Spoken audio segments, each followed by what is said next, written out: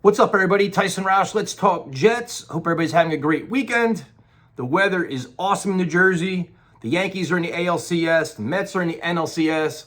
And then you have the Jets. And what a week this has been, man. Saleh got fired. You have the Devontae Adams rumors, the Hassan Reddick mess of a situation.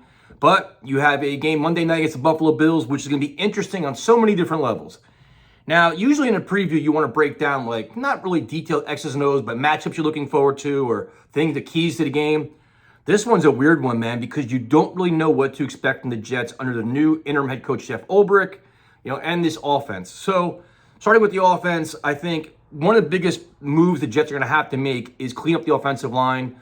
It looks like Morgan Moses is going to return at right tackle, which is great. Olu struggled. I don't know why the Jets didn't try to give him help and maybe replace him, but whatever. Morgan Moses is stout. They have to clean up the communication issues, be 10 times more physical, and establish the running game. And this is all things we know. The other thing that they have to do, which I think they do the last 2 weeks, is account for the blitz and understand where it's coming from. Both these teams are banged up with injuries. Now, I know Ed Oliver's out, Von Miller's out for suspension.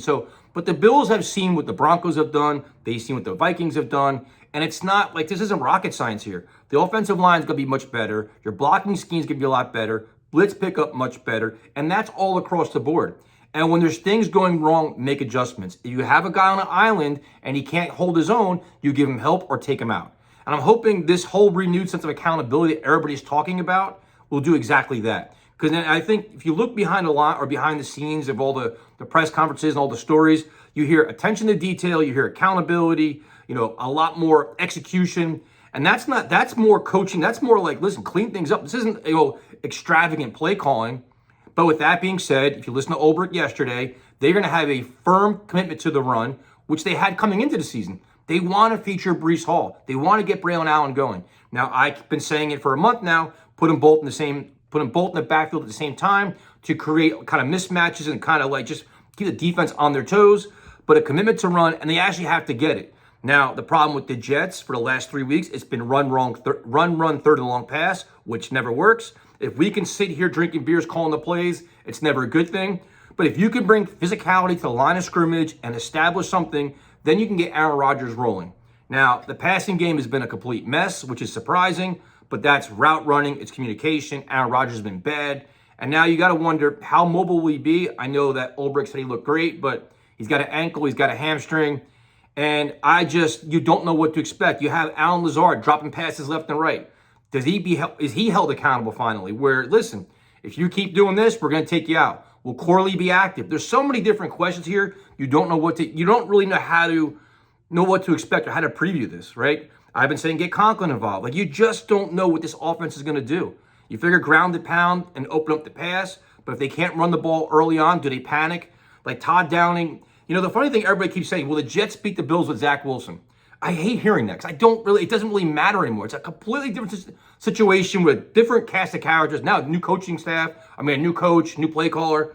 But a part of me hopes that this is Aaron Rodgers' chance to kind of redeem himself. But listen, we just demoted my offensive coordinator.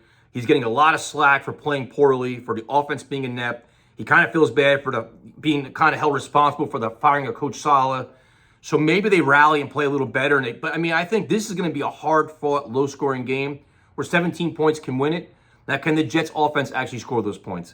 And, this is like the fan side of me. You desperately want to buy in. Both these teams have lost 2 in a row. But the Jets, if you go 2-4, things are going to start spiraling out of control, especially with the way this team's being perceived on and off the field. So a win be paramount to kind of end the madness, end the chaos, but it all comes back to the offense. So you hope Rodgers gets it going and just plays complimentary football and makes the big-time throws and kind of gives everybody assurances that this team could be okay and they can move on. Defensively, I think the Bills are banged up too. I know Shakir's hurt, Cook's hurt. I think as of this video, the injury report isn't out, so I'm not sure what the status is. But Josh Allen is Josh Allen. I know he has no interceptions this year, spreading the ball around. I think they want to run the football too. They have Ty Johnson, the former Jet that used to always drop passes and played horribly. With the Bills, he's renewed. But I think they're going to try to run the ball too. And I have so much respect for Josh Allen as just a quarterback and just running around. Now, this is where the Jets need speed to set the edge. Will McDonald needs a big game. You got to kind of control it. I know Michael Carter is going to be out. I think Isaiah Oliver is going to be in the slot now. But with the Jets defense, you have a kind of sense of like not security where they should be able to hold their own.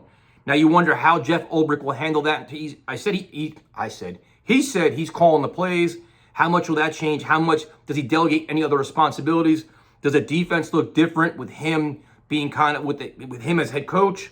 But you kind of you think they can hold their own for the most part and keep them in the game. It always comes back down to the offense. And I mean, I don't know what to expect. You figure Monday Night Football, the crowd should be rowdy. I'm wondering how many fans sold their tickets after last week because you're just disgusted at this point. Like I'm ridiculously frustrated with a season with such high aspirations. You want to see more, you expected more, and now the coach is gone, and you just don't really know what to believe in anymore. So, will the stadium be half Bills Mafia? Wouldn't surprise me. I think the Jets have to get out to a fast start. If they don't, it'll be a boo fest, and it'll get ugly early. In terms of a prediction, like I said earlier, I think it's going to be a low-scoring game. Like if you try to look at it, all right, if you look at the coaching staff, so you obviously you favorite the Bills. They had the better coaching staff. You evaluate the quarterbacks. It's usually, coach, quarterback, you kind of assess where you go from there. Josh Allen's better than Aaron Rodgers, especially the way Rodgers is playing now. So they have the favorite there, or the favor there. Do the Jets rally around this coaching staff and just put up an impressive effort to save their season, or do they just fold? Man, I mean, I've been picking them for the last, 3 weeks, so I guess I could just go full in and just hope that, as a fan, all you Bills fans watching this can make fun of me.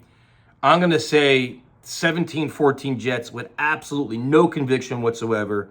This is just me being hopeful and just avoiding another miserable season.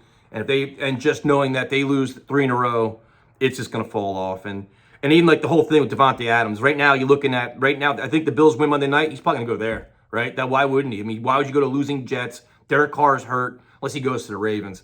And then the whole Hassan Reddick thing, just cut him. I mean, what are we doing here with this guy? It's a complete mess.